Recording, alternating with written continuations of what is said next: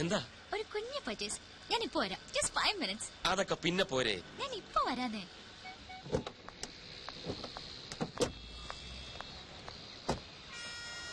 ഇതൊരു നടക്ക് പോവില്ല.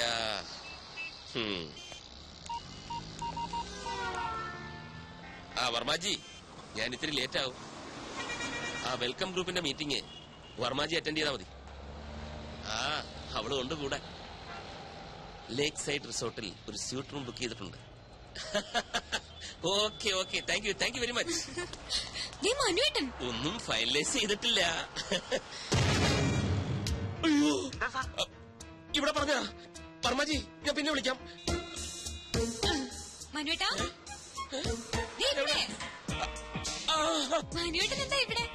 ഞാനൊരു ഷോപ്പിങ്ങിന് വന്നു. എന്ത് ഷോപ്പിംഗ്? എനിക്കല്ല, കിച്ചുവിന്. എന്നിട്ട് കിച്ചു എവിടെ?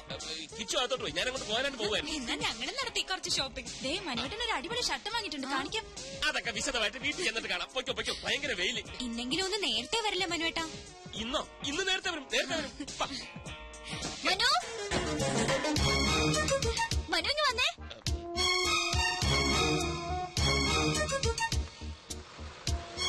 ഇതുണ്ടോ? നോക്കിയാ ഞാൻ എന്താ വാങ്ങിയെന്ന്? ഇഷ്ടായോ? റിങ് കൊള്ളാല്ലേ? ഇതാരാ മനുവേട്ടാ? മനസ്സിലായില്ലേ? ഇതാകില്ല. എന്നുവെച്ചാരാ? നമ്മുടെ കിച്ചുവില്ലേ, കിച്ചുവിന്റെ വൈഫ്.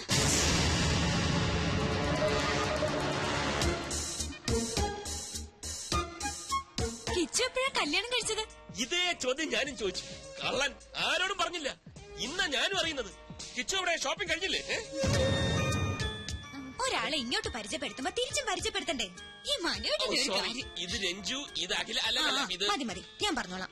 അഖില, ഞാൻ രഞ്ജു, മനുവേട്ടന്റെ ഭാര്യ.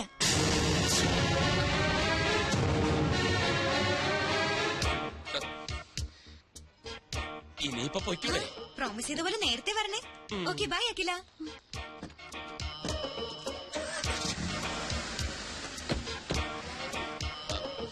അഖില, കള്ളനാ നിങ്ങൾ.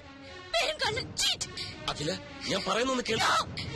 എനിക്ക് കാണണ്ട ഇനി നിങ്ങള്.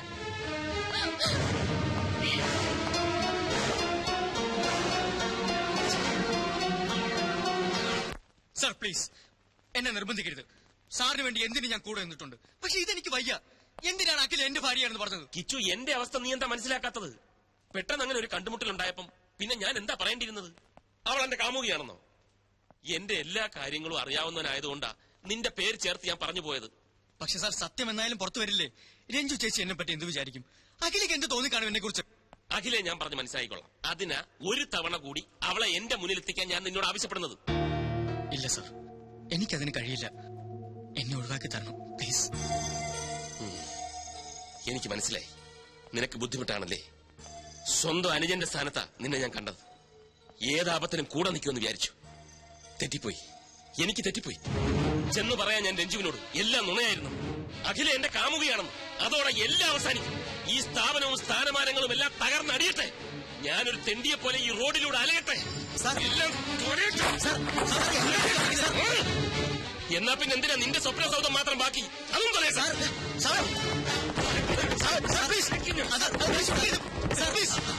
കാട്ടരുത്. വിടുപറമാറ്റി, എന്റെ ജീവിതം തുലച്ചിട്ട് ഇവിടെ അങ്ങനെ ആരുടെ സ്വപ്നങ്ങൾ പൂവണിയുണ്ട്.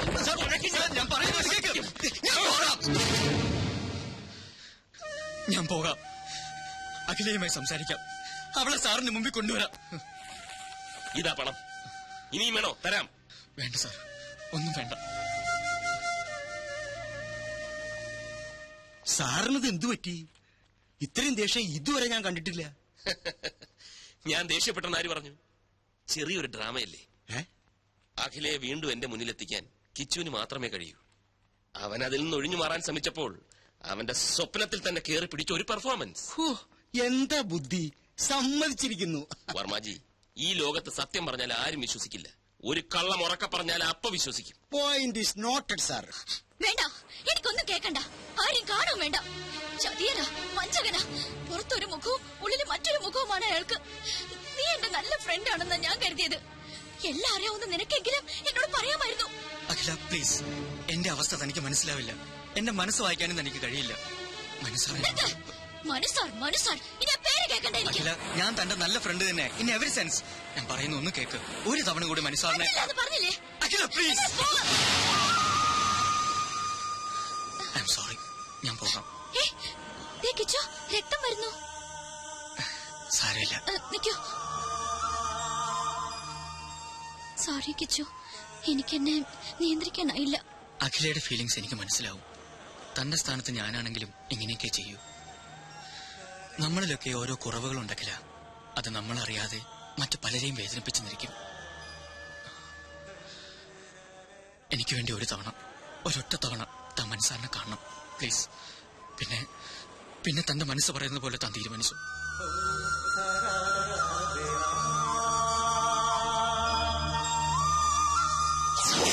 ഇനി എന്താ പറയാനുള്ളത്?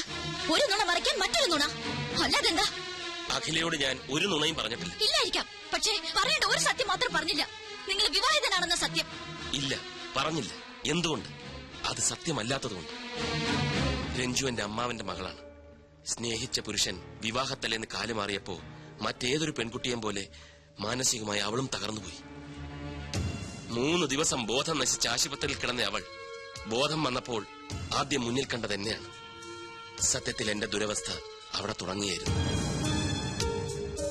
അവളുടെ വിവാഹം കഴിഞ്ഞെന്നും അവളെ സ്നേഹിച്ച ചെറുപ്പക്കാരൻ ഞാനാണെന്നുമുള്ള വിചിത്രമായ വിചാരം എങ്ങനെയോ മനസ്സിൽ കടന്നുകൂടി. അത് തിരുത്താൻ പോയപ്പം ആകെ വയലന്റായി. ഡോക്ടറുടെ നിർദ്ദേശപ്രകാരം ഇന്നും ഞാൻ അങ്ങനെ അഭിനയിക്കുകയാണ്. അഖിലയ്ക്ക് ഓർമ്മയില്ലേ, ഞാൻ അവളുടെ ഭർത്താവാണെന്ന് അവളെന്ന് പറഞ്ഞപ്പം ഒപ്പമുണ്ടായിരുന്ന അമ്മു ഒന്നും മിണ്ടിയില്ല. എന്തുകൊണ്ട്? മിണ്ടിയാൽ അവിടെ ഒരു സീൻ ഉണ്ടാവുമെന്ന് അമ്മുവിനറിയാം. പാവം അമ്മുവിന് പോലും അഭിനയിക്കേണ്ടി വന്നു. ആ അവസ്ഥയിൽ ഞാൻ സ്നേഹിക്കുന്ന പെൺകുട്ടിയാണ് അഖിലയെന്ന് രഞ്ജുവിനോട് പറഞ്ഞാൽ എങ്ങനെയിരിക്കും? ഒന്ന് ആലോചിച്ച് നോക്ക്.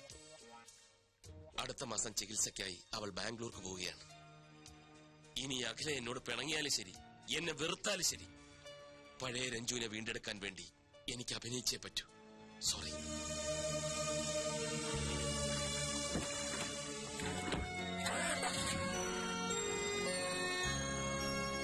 അഖില, നീ ടെൻഷൻ അടിക്കാതെ. നെല്ലും പതിരും ഞാൻ ഇപ്പൊ തിരിച്ചു തരാം. ആള് ബാംഗ്ലൂട്ട് പോയിട്ട് 10 മിനിറ്റ് കഴിഞ്ഞു. വരുന്നുണ്ട്. മൂട്. ഹായ്, അമ്മു അല്ലേ? അതെ, ഞാൻ ഡോക്ടർ ജയലക്ഷ്മിയുടെ കസിൻ ജോൾസിന. ഇതെന്റെ ഫ്രണ്ട്. അമ്മു എന്നെ ഹെൽപ്പ് ചെയ്യണം. ഞാനോ? എങ്ങനെ? ഞാൻ പറയാം. മനുസാറിന്റെ കമ്പനിയില് ഞാനൊരു പോസ്റ്റിന് അപ്ലൈ ചെയ്തിട്ടുണ്ട്. അമ്മ ഒന്ന് മനുസാറിനോട് റെക്കമെൻഡ് ചെയ്യും. അയ്യോ, ഞാൻ പറഞ്ഞാലൊന്നും മനോട്ടൻ കേൾക്കില്ല. ഓടിക്ക് തന്നെ. പിന്നെ ആര് പറഞ്ഞാ കേക്കും? രഞ്ജിച്ചെ കണ്ടാ മതി. അതാരാ? മനോട്ടന്റെ ഭാര്യ. ചേച്ചി പറഞ്ഞ മനോട്ടിനെ കേൾക്കാതിരിക്കാൻ പറ്റില്ല. ആ ചേച്ചിക്ക് എന്തോ അസുഖം. അസുഖോ? എന്തസുഖം? അല്ല, എന്തോ മെന്റൽ പ്രോബ്ലം. മൈ ഗാഡ്, നിങ്ങൾ എന്താ ഈ പറയുന്നേ? നിങ്ങൾക്ക് എവിടെ നിന്ന് ന്യൂസ് കിട്ടിയത്? മനോട്ടന്റെ ചെവിയിലെങ്ങനെ ഇതെത്തണം? അയ്യോ കുട്ടി, ആരാ പറഞ്ഞതെന്ന് ഓർമ്മയില്ല. പക്ഷേ എന്ത് പക്ഷേ? ആദ്യം മനോട്ടിനെ കുറിച്ചും കമ്പനിയെ കുറിച്ചും ശരിക്കും മനസ്സിലാക്കുക. എന്നിട്ട് മതി ജോലിക്ക് ചേരുന്നൊക്കെ.